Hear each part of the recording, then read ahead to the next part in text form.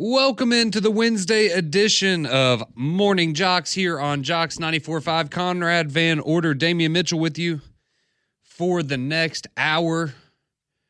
Recapping a little bit of what happened yesterday. The SEC baseball tournament getting underway right here in Hoover, Alabama. You had a highly anticipated return by a member of the Atlanta Braves as well. You had a Nick Saban who has won a number of awards in his life, picking up a little bit of a different award yesterday as well. And we had some big news as far as the Olympics go. If you are a fan of watching the United States dominate every other country in particular sports, well, I think we just added another one to our list with flag football. So we will dive into all of that, of course. Had a little bit of news coming out of the NCAA basketball world, too, because apparently guys they don't want to move on anymore, Damian. We have a lot of people that just want to stay in college as long as they can. And, I mean, based on NIL, I certainly understand it for certain people, but... Yeah, they're taking a pay cut going to the league. Yes, and then there's some people that you remember the old commercial that 99% of us are going professional in something other than sports. That's okay for some people, that's still okay. We're not going to knock anybody for that, but a lot going on, a lot to get to here today. A lot going on in Hoover as well, of course.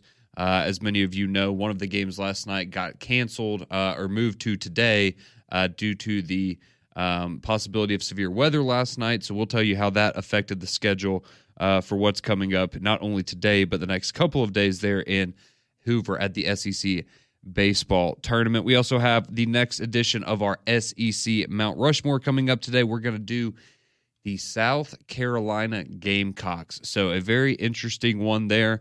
And I think a lot of people are going to have, I think a lot of us will have at least 3 of our 4 players will be probably from the last 20 years or so. And I could be wrong about that. And there may be some of you that surprise us, but I think generally there's going to be a lot of people that we're very familiar with.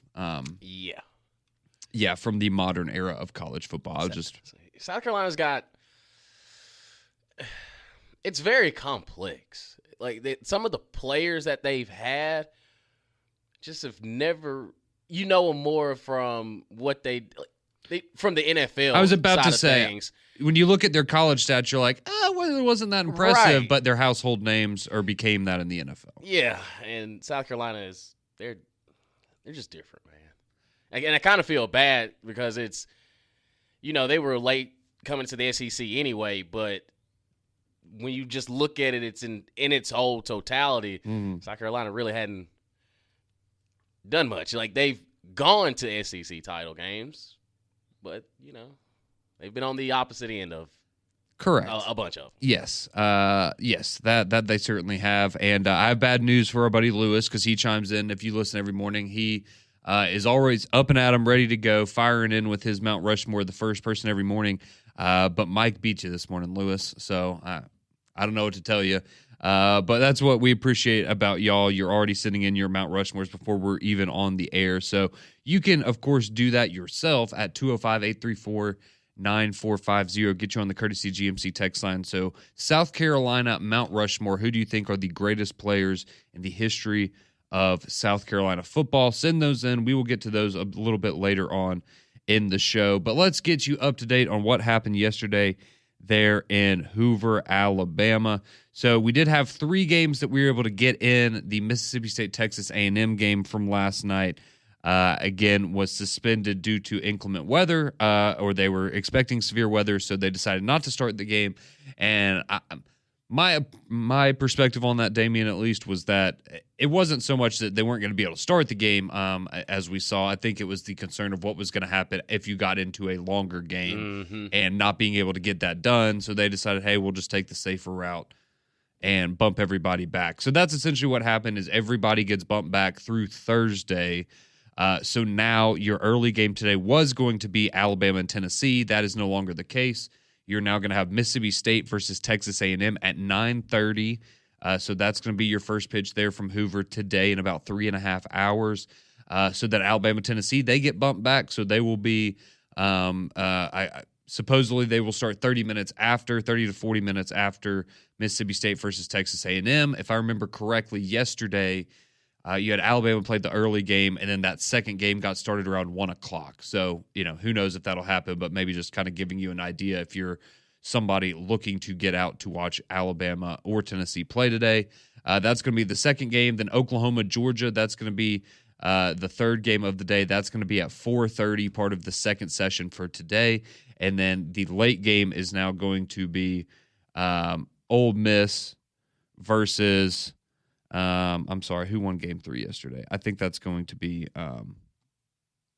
Kentucky is who's going to play Florida, or Ole Miss, if I'm not mistaken there. Excuse me, no, that would be Florida. Sorry, Florida and Ole Miss. That will be the late game tonight.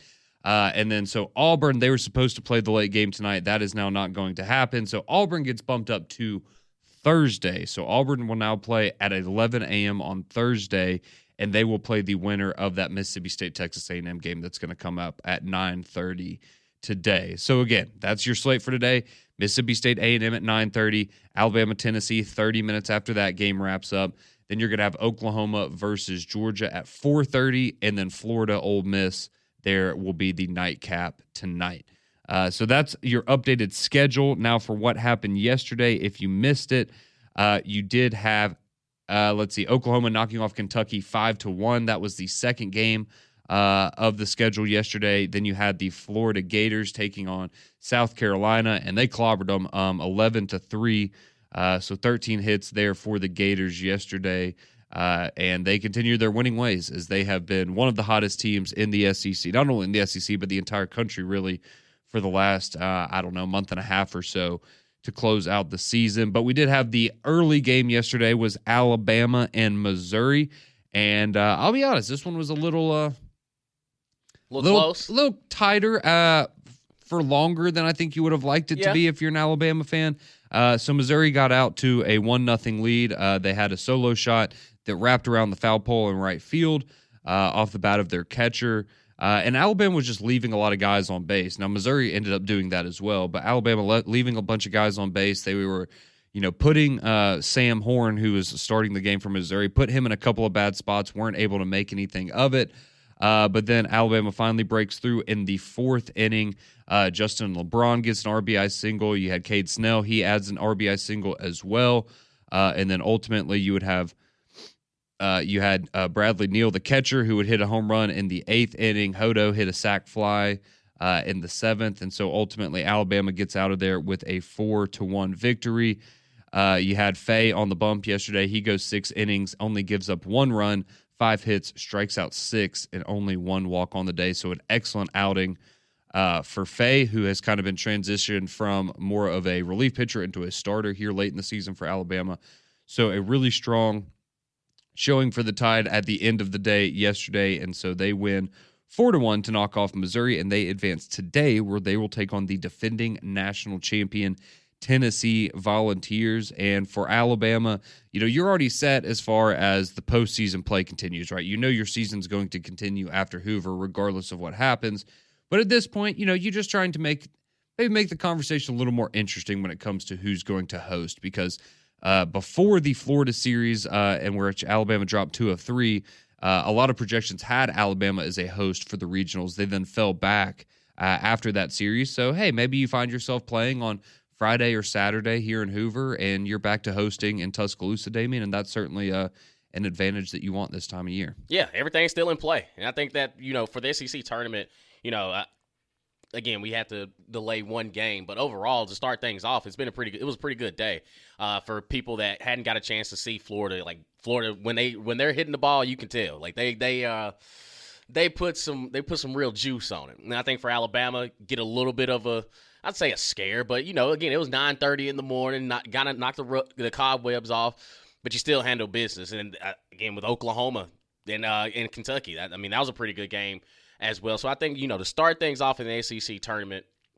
and now just kind of seeing what these teams are about, this is the fun day. These are the fun days because you get these games back to back to back, and the closer you get to the championship, the better the competition is, and that's when the crowd starts to really get into it because you're left with just, if your team isn't in it, you're just kind of there as a fan to just enjoy everything that Hoover can offer you, and also see some high level baseball. So all in all, there's still some growing buzz here for the SEC tournament. Just have to make a few adjustments, but we're still good to go. Absolutely. So again, if you missed it, so due to the final game yesterday getting bumped up to today because of the weather, you now have Alabama. They were going to be the early game. I know a lot of you may be trying to get out there and planning to be at the Hoover Met early today. That's no longer the case. They are now going to play 30 minutes after Mississippi State and Texas A&M wrap up. So again, based on what happened yesterday, that doesn't mean that's how long the game's going to last today, but maybe looking around 1 o'clock, a little after lunch, something like that, if you're trying to plan out how or when you're going to want to get to Hoover to watch them. Auburn was going to be the late game tonight, so sorry, Auburn fans, you're going to have to wait until tomorrow. You'll be the 11 a.m. game. So I know that's a bummer for some people that were maybe hoping to go after work, and now that's not going to work out for you, but that's the way that the schedule breaks down. So Alabama, they're going to play sometime after lunch today, the second game on today's schedule. Auburn, the first game tomorrow. And if Alabama does knock off Tennessee, then they will play at 3 o'clock tomorrow against the number one team in the SEC, the Texas Longhorns. So that's what's going on in Hoover. We will continue to keep you up to date throughout the week and throughout the day here as some of these games start getting underway. All right, well, we told you a little bit about the Olympics and how flag football, that's something we've known has been on the docket for a while now, but the understanding was you had a bunch of NFL players that had come out and said, hey, we would love to participate in that. We think that would be really fun. We'd love to win a gold medal and represent our country. But then you obviously had some people that had concerns of, well, what if somebody gets hurt? Is this going to have an impact on the actual NFL season?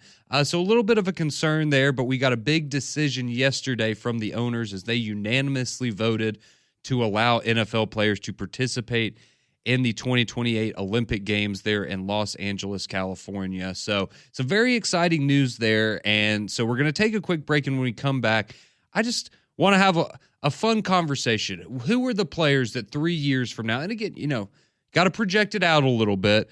So I know Derrick Henry was a popular option. Is Derrick Henry going to want to play in the games when he's, almost 35? Maybe so, maybe not. But so just kind of projecting ahead, 3 years in the future, who are the guys that we want to see representing the red, white, and blue at the Olympic Games in flag football? We know we're going to crush every other country. I don't even know why they're going to make it a competition, but I'm glad we're going to get to watch it. So just kind of want to have a conversation. Who are your dream players, your ideal dream team for the Olympics and flag football for the United States coming up in 2028? We'll discuss that and much more. Some other news coming out around the world of college sports. All of that coming up next on Morning JOX and JOX 94.5.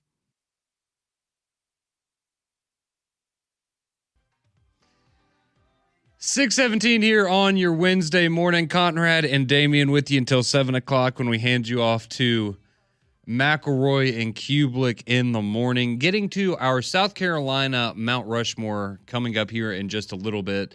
You can still send those in. A bunch of you have already, and we appreciate that very much. But 205-834-9450 if you want to share your South Carolina Mount Rushmore. You send it. We will read it after Damian and I go through ours, and we just like having a conversation, right? Because we have our own perspective, and we know a lot of you out there have different memories, or maybe you're a little bit older than us, and so there are different players that you grew up watching that you have particular fondness for. You remember, how great that they were. So always enjoy that conversation here on the show. But a little bit of housekeeping before we get into flag football. So I mentioned a little bit earlier, but yesterday, one Nick Saban, the former head coach of the Alabama Crimson Tide, he was awarded a Sports Emmy for outstanding personality and emerging on-air talent. So not a big surprise. I think once we saw that this was announced a number of weeks ago, and it seemed like he was pretty good lock to win this one because, again, I think even if you may not have loved him while he was coaching. If you're particularly, a fan of another school in the SEC that wasn't Alabama. But what he did this year on ESPN, I don't think there's any denying. He was excellent. He was a great addition to the show. He's funny. He gets away with saying some things that nobody else can say. But ultimately, he just, he has great insight. And I think that transition for him has been seamless. Yeah. I mean, he everything he does, he's pretty successful at it. And, I mean, he talks ball in a way that you respect, of course, everything that he's accomplished as a football coach. Man, to your point that he pushed the button. Like he's been in the locker room for the past 60 years essentially. So there's some times at 8 o'clock in the morning, coach says you might slip up a little bit on college game day. It's like, oh, well, yeah, coach can't really do that. It's like, okay, well, I don't give a okay, but he can get away with it. But no, for him to even show a different side of him, like we're so Absolutely. used to the slamming of the headsets to the real intense that. Okay, when he kind of lets his hair down a little bit, he just likes to have fun like anybody else, and he's just as human as anybody. But very deserving of the award, and for everything that he's accomplished in his career, just add another one to it. Absolutely. So yeah, congratulations to Coach Saban on his Emmy win last night.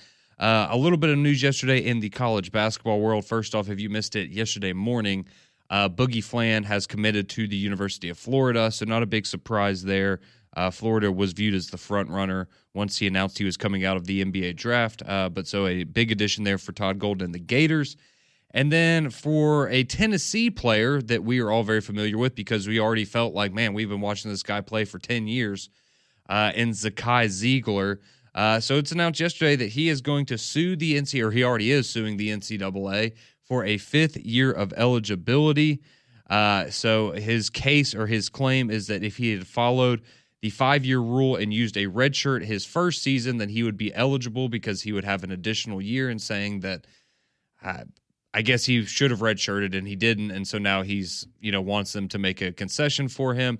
And he's also claiming, and this is the kicker, right, that granting him this year of eligibility would allow him to make an extra $2 to $4 million, assumingly in NIL. So I think we really know what the issue is here. And I'll straight up say it. You can say that I'm being a jerk. This is such a big case of I'm not good enough to play in the NBA, but I'm not ready to be a real adult yet, and I want to go make my money and have fun in college still. That's 100% what this is, and it's garbage and it's bogus. You played 4 years of basketball. He played 138 games of college basketball. It's time to Move get a job. on, big dog. Get a job. It's time to go to work. It's okay. You're an adult. Get a job like the rest of us.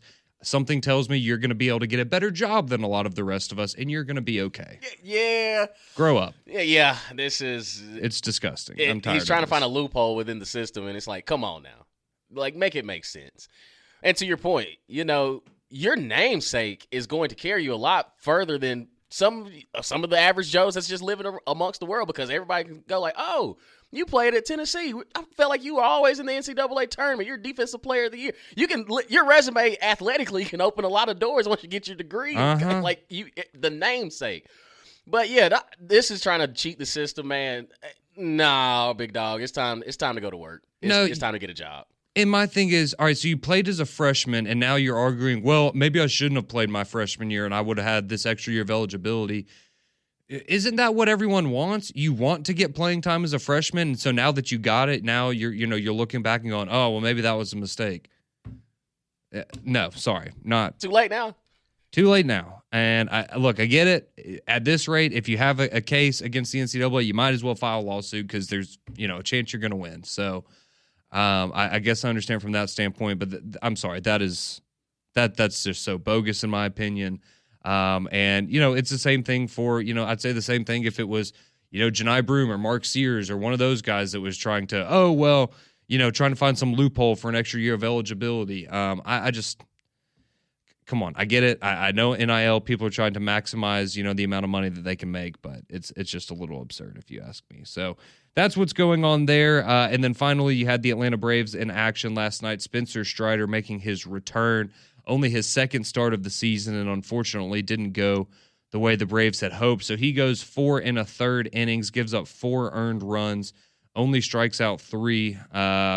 His ERA now 5.79 on the season.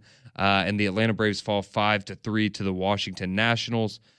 So the Nationals they got out to an early 3-0 lead there in the first inning. Spencer Strider just really didn't have a whole lot going for him. Then he has a wild pitch that allows the third run to score. But the good news was the Braves bats had his back because they bounced back in the top of the third to make it 3-3. But they get shut out the rest of the way. Dylan Cruz hits a home run in the bottom of the second, the former LSU star.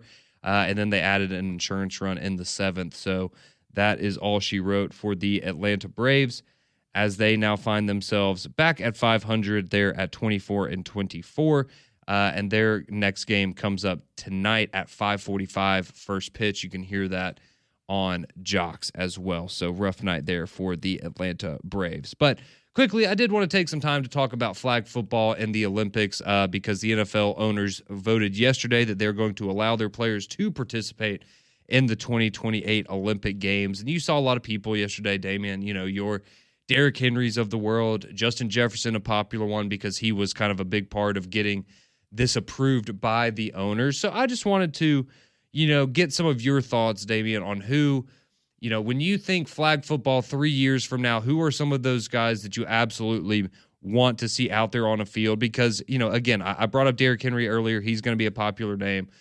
He's going to be about 35 in 3 years. Right. Is he going to want to play in the Olympic Games or not? Or are we going to be looking at, a Bijan Robinson or maybe an Ashton Genty or somebody like that that's going to be, your running back in the Olympics? Man, Jaden Daniels, Lamar Jackson. I like to have them as a quarterback. They're pretty elusive. I've seen what they've done with the pads on. I would like to see, somebody from Sweden trying to grab a flag from them brothers. Bijan Robinson is one. You actually hit me with Ashton Genty, which would be an absolutely wonderful one. Receiver-wise, Justin Jefferson, Jamar Chase, Jalen Waddle. I want to blow. You have to catch them. You have to catch them. I'll put it like that. We got to have somebody that can go get it. A tall, maybe Tate McMillan, depending on how he develops. He's young. I ain't trying to put Mike Evans out there because, he's up in age. And I'm trying to think who else.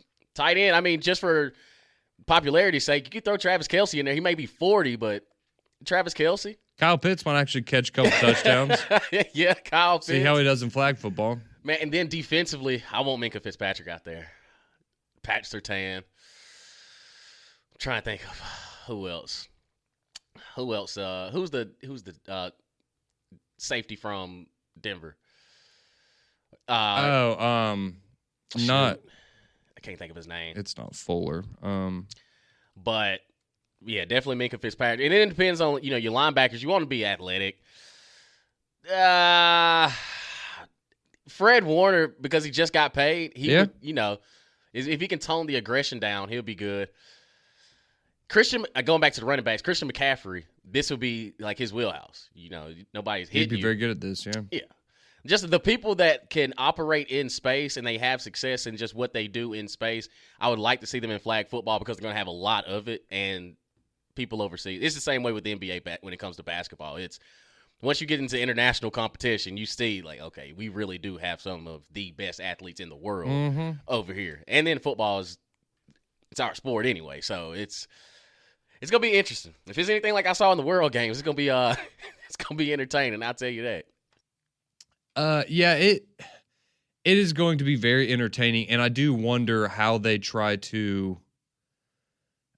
Again, and maybe I'm just, I'm biased thinking about, just watching the NFL and thinking it out. But I'm just trying to think of any other country that would even have a remote possibility of being able to compete at a high level. And I don't know, maybe there's some intricacies to the game of flag football that, we're not thinking of that, maybe but I don't know. I feel like you could have even if there are, you just tell the NFL guys, all right, this is kind of, the way of the world, these are a little bit of the differences, and they're okay, because they're just going to be so physically dominant. Seriously, imagine, you brought him up, but he's a little bit older, so he probably wouldn't want to play in the Olympics. But somebody trying to go up against a Mike Evans, from another country, you're going to have seriously, you're going to have some guy that's he's an engineer and he plays in a rec flag football league, from Sweden, and he's coming over here trying to go and body up Mike Evans and stuff, and it's just that's not. It's not possible. Right, because going against Justin Jefferson, who's he's making over $100 million, Jamar Chase, and you got to go back to your math class and you come back across from the Olympics. You got to go teach a math student, a math teacher or something. If you have, imagine some of the just you don't prepare for stuff like this. You just can't prepare for stuff like this. And you can see what they've done, what they do week to week in the NFL on Sundays. And imagine for a gold medal. Like, it's gold medal game, and you just took 2 weeks vacation, but you got to go against Jamar Chase as a corner. I mean, they're the best athletes in the world. I mean, and again, I understand, as far as Olympians go and how athletic they are in different events, but just in terms of, I mean, when you think of like built in a laboratory specimen, that is essentially what the NFL, that's how you get into the NFL. And that's what, I'm sorry, I just don't think other countries have that, or at least not, they might have a couple of guys, but not on the same. Not a full roster. No, like. Or like a Brock Bowers. I mean, they'd probably be happy to see Brock Bowers out there. Like, thank God we got a breather, and he's incredible. So it's, and I mean, you throw in a guy like, or somebody that, a popular name again is Tyreek Hill, if that's somebody that would want to play. I mean, you'd have somebody that's out there that's a professional football player, but also probably could have been an Olympic sprinter if he wanted to be. And it's like, DK Metcalf. Yeah, exactly. No, just put him out there. Just put him out there. Yeah. Oh, it's wild. It's going to be absolutely disgusting. So I can't wait. I think it's going to be fun to watch. It's going to be hilarious in a lot of ways, I think. But yeah, I mean, just imagine. I mean, hell, if you got Lamar or Jaden Daniels out there, like you might not even have to throw the ball. Like they can probably just run around everybody. Like it's going to be cooking. It's going to be very interesting to see. And I'll be honest, like, I just hope that we get this for more than just 2028 because they might go out there and just go, there's no point in having this competition. Like, there's just no point. There's no way. But I'm very interested to see how it looks. And, I mean, to be fair, we do feel that way, I think, a lot of times about basketball. And while, yes, I think we, generally speaking, every given year we should be able to beat, win a gold medal in the Olympics if you had all the best players participate. But, they have some struggles at times as well. So maybe I'm wrong. Maybe there's some country that's, they're it'll be like when, going back to a couple years ago when you had USF and Alabama, right? And you remember they had that really small guy that was rushing the passer. And he essentially just squeezed through the offensive line, right? It wasn't that he was stronger than anybody necessarily. He was just quick, small, and he was able to work around, the big bodies. Maybe that's what it'll be. Maybe there's some country out there and they'll just, they'll be so elusive and we won't be able to catch them. But, and that'll be the way that they, show us what's up. But again, you got Lamar Jackson, Jaden Daniels on the other side. I just don't think it's going to go well for the other countries personally. I could be completely wrong. But that's, let's see, somebody chiming on the text line. They say rugby and Australian football players have a couple of years head start getting ready for flag football. Watch out, United States. Okay, yeah. Well, and that's the thing. Like the rugby players, like, okay, but it's not a fit. Exactly. This isn't the physical nature of the game. Where if that was the case, then yeah, maybe if they were tackling them, that would be a good one. John Mack says A-Chain would be a good one, or A-Chan. Yeah, that would be absolutely. You talking about burning? That would be awesome. He's mad because people are picking. God, you are in a bad mood today, John Mack. All right. You say Nick Saban sucks. Y'all would make him king of the world. You're a bunch of dumbass scumps. You're just mad because I almost said a bad word. Your crappy college baseball team doesn't get to play until today. So, I mean, good Lord, dude. They delayed that trip back to College Station. Thought they were going to be on the way out this morning. Mm-hmm. Yeah. Sorry about that, John Mack. I know you were really excited to come to Hoover last night, but hopefully you'll be able to make it there in 3 hours. So, but yeah, that was just a fun story yesterday with the announcement that the NFL had approved for NFL players to participate. Somebody says Jalen Milroe. Yeah, I mean, in 3 years, maybe Jalen Milroe is a guy that we were talking about in that conversation. I think Anthony Richardson, another one where he could thrive. Hasn't panned out in the NFL so far, but in flag football, I'm going to take my chances on a guy like Anthony Richardson. He'd be a gold medalist for real. Yep. Somebody says Xavier Worthy. What about that? Yep. I think Xavier Worthy, another one. That would be a great one. So yeah, we cook a lot of really good options there. So that's going to be a fun conversation coming up in 2028 as the NFL has allowed their players to participate in the Olympic Games. So going to take a quick break. When we come back, got to get to the main event, of course, each and every morning, the Mount Rushmore of every college football program in the SEC. Today, we are doing the South Carolina Gamecocks. So going to take a quick break, come right back. I'll give my list, Damon will give his, and then we will get your reaction and your Mount Rushmore of South Carolina. 205-834-9450 if you want to chime in, and we'll be back in just a minute here on Morning JOX.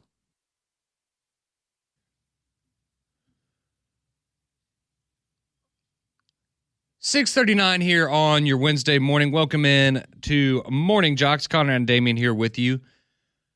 About to share our Mount Rushmores for South Carolina. So we do this each and every day here on the show. Today we're doing South Carolina. I think tomorrow, Damon, we'll do the Missouri Tigers. Mizzou! We'll do Mizzou. So we are coming up on, if I'm counting correctly, I think we have 3 left after today. I could be wrong about that. I know we have Missouri, Georgia, and Texas. I think that's it. I might be missing one. Or Vanderbilt. Sorry. So we have 4 left. I know do that. Sorry, Vanderbilt. So we have 4 left after today. So we're going to do Missouri tomorrow. But today we're doing the South Carolina Gamecocks. So let's go through. I'm going to share mine. Damien's going to share his. And then we will get to you, our wonderful listeners. You can keep sending those in 205-834-9450. All right. Getting underway, I had 2 honorable mentions I'll throw out there. So one, we talked about this earlier, right? With South Carolina, there's a number of guys you recognize that maybe didn't have the best college numbers, but they've had really good NFL production. But they were still good players in college. But one of those for me was Deebo Samuel, right? Deebo Samuel he was awesome in college, but never had over 1,000 yards receiving in a single season. He did have 800 receiving and 900 rushing yards his final season, which is remarkable. But obviously, the Deebo Samuel we see in the NFL today that was the final form of Deebo. And so he is, he's a special player. So he's an honorable mention. I have Stephon Gilmore, one of the best defensive backs of the last decade or so of the NFL as well. Had a nice career there at South Carolina. But for my Mount Rushmore, I'm going to start at the top with the defensive player. And I think somebody that's going to be on just about everyone's list today, and that is one Jadeveon Clowney. The hit against Michigan alone, that would put you on a Mount Rushmore, just that one play. Yep. But one of the most dominant forces on the defensive side of the ball we've seen in college football in the last 20 years or so. An absolute unit and the first player I think of when I think of South Carolina football. Number 2 for me, this is the one where he was a really good player, but he's one of the ultimate what-if players, in my opinion. And that, sadly, is Marcus Lattimore, the running back there. He is the all-time leader in rushing touchdowns for South Carolina. An absolutely electric freshman year, ran for over 1,100 yards. He was a first-team All-SEC that year. And then, as we all know, had 2 of the most brutal knee injuries you'll ever see on a football field, back-to-back years. He did get picked up in the 4th round by the 49ers, but never actually made it to the NFL and decided to give it up because of all of the injuries. So really sad story with him, but when he was healthy, he was that dude. No doubt. So Marcus Lattimore is up there for me. Then I went Alshon Jeffrey. I think he's the best receiver in South Carolina football history. Had a nice career in the NFL as well, but yeah, one of the all-time leading receivers in the SEC as well. So Alshon Jeffrey makes my list. And then I went Connor Shaw on my Mount Rushmore as well. And the reason for that is he is the winningest quarterback in SEC history. I know a lot of people will probably have Stephen Garcia in there because, he beat Alabama and he took them to Atlanta. But I went Connor Shaw. Statistically, he was better than Stephen Garcia. He does have more wins as well, but he didn't really accomplish anything. So that one, I think there's some wiggle room there at the quarterback spot. So that's mine. Jadeveon Clowney, Marcus Lattimore, Alshon Jeffrey, Connor Shaw. Where'd you go, Damien? I went similar. I basically had the same thing with Jadeveon Clowney, Alshon Jeffrey, Marcus Lattimore. I have Stephen Garcia in mind because of, like you said, he went to Atlanta. Sorry, Greg. He ends up beating Alabama during that time, his time there. He was just a gamer. He was just a dude's dude. When I think of South Carolina, that's the moment that's this game right here changed everything for them, and it kind of put them in consistent relevancy. Now, they've been consistently inconsistent, but for some reason, that was the first time of, all right, if South Carolina's clicking, they can beat anybody, especially at home. And then you saw it years later when they beat up on Tennessee. They left Hendon Hooker's kneecap out there, but they handled business there too. An honorable mention, I have Deebo Samuel, Stephon Gilmore, and Sterling Sharp. I know he's an Sterling OG. Sharp, very good he's one. OG. Absolutely. All right, so those are our South Carolina Mount Rushmores right there. You can keep sending yours in. 205-834-9450. That'll get you on the courtesy GMC text line. A number of you sending yours in. Some of you still sending in some players you would like to see participate in the Olympics for flag football. So we're going to get to all of that when we come back. Take another quick break, come back, get your reaction. Who do you have on your South Carolina Mount Rushmore? Who are the 4 greatest Gamecocks in history? We hear from you on the other side here of Morning JOX and JOX 94.5.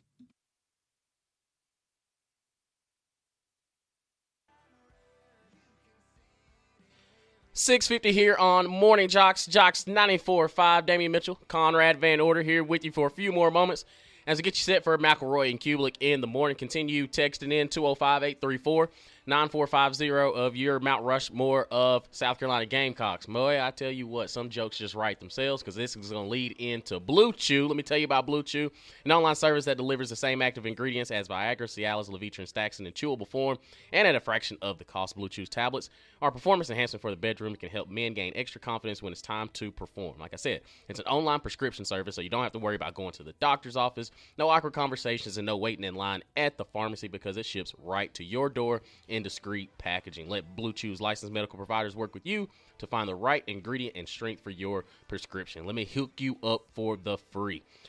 Go to BlueChew.com and get your first month free when you use our promo code JOX, that's JOX, at checkout. The only thing you're going to have to pay for is a $5 shipping. That's BlueChew.com, promo code JOX to receive your first month free. And like I tell you every single day, just chew it and do it.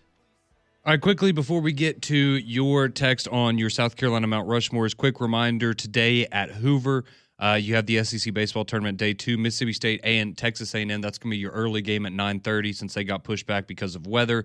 Alabama, Tennessee following them 30 minutes after that game concludes. And if you were waiting for the Auburn game, which was supposed to be the late game tonight, that has been pushed back to tomorrow morning at 11 a.m. So Alabama going to play probably a little after lunch today, the second game today, and the Auburn Tigers will be the first team in action tomorrow at 11 a.m. All right, to the text line we go, where Mike was the first to chime in with his Mount Rushmore, and he goes Marcus Lattimore, Jadeveon Clowney, Connor Shaw, Stephon Gilmore. Honorable mentions for him, Alshon Jeffrey and Sterling Sharp. Like that. Very good list there.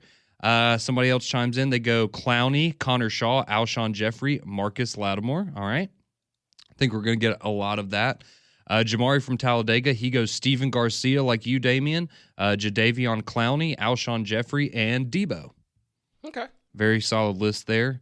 Let's see, Nick, he goes, Deuce Staley, Sterling Sharp, Steven Garcia, Marcus Lattimore. Honorable mention for him would be Jake Bentley. Okay. Don't sleep on Bentley. Dexter, he chimes in. He goes, Clowney, Deuce Staley, Sterling Sharp, and Marcus Lattimore. All right, another very good list there. Thomas chimes in with his South Carolina Mount Rushmore. He goes, honorable mention to Heisman Trophy winner George Rogers, but I was just a baby when he played. Yep. And then so he goes for his Mount Rushmore, Jadeveon Clowney, Alshon Jeffrey, Connor Shaw, and Stephon Gilmore. All right. I think that's a good one. Let's see. Drake chimes in. He goes Jadeveon Clowney, Marcus Lattimore, Debo Samuel, and Brian Edwards. Okay, Brian Edwards, a good one. Again, a very good in terms of just model of consistency, right? Mm-hmm. Never had 1,000 yards receiving, but he had like 800 yards, I think, every year just about in college. And so yeah, that's certainly a good option there. Don, he chimes in with George Rogers, Marcus Lattimore, Stephon Gilmore, and Alshon Jeffrey. All right. Another good one there. Let's see. Some of you chiming in about the flag football. Will goes, rugby guys throw it backwards. Not sure that's going to work and translate to flag football. Yeah, they do like to move the ball forward to flag football. Cliff, he chimes in. He goes, his Mount Rushmore, Jadeveon Clowney, Marcus Lattimore, George Rogers, Alshon Jeffrey. And he has honorable mention Steve Tannehill. Okay. Dog, so just looking at George Rogers' numbers, from his freshman year, he ran the ball 143 times. His sophomore year, he ran it 176 times. His junior year, he ran it 311 times. Toting that thing. For 1,600 yards. And in his senior year, 297 for 1,700. Whew. Yeah, so you talk about mileage. Those knees were hurting. 927 total carries in 4 years. That's nasty work right there. Yeah, put him on the Mount Rushmore. Yeah. Let's see. Lance, appreciate the support. I'm not going to read that, but he's not a Big fan of Aggies waking up on the wrong side of the bed. Gavin, he chimes in. He goes Jadeveon Clowney, Marcus Lattimore, Alshon Jeffrey, George Rogers for his Mount Rushmore. All right. Someone says, y'all realize other countries are just going to pay our players to play for them. Is that... No, I don't think that's how that works. That's not how it works, though. Now, I mean, if they're from that country, right. Yeah, they can play, but you gotta be from there. That's not how the Olympics work. You can't just then we would just pay other countries' athletes in the sports that we're not good at, like right? Like that's not how that works. That's not how the Olympics work. Let's see. Somebody says Jahmyr Gibbs needs to be on the flag football team. Absolutely.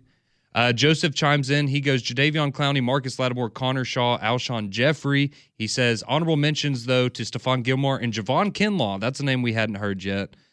That's a good one.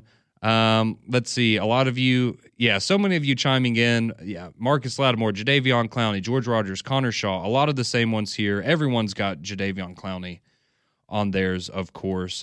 So many of you chiming in. Appreciate it very much. We're going to do Missouri tomorrow. Remember, you've got baseball action coming up in Hoover at 9:30, Mississippi State versus Texas A&M. We're back tomorrow at 6 a.m., but right now we hand you off to McElroy and Kublick in the morning.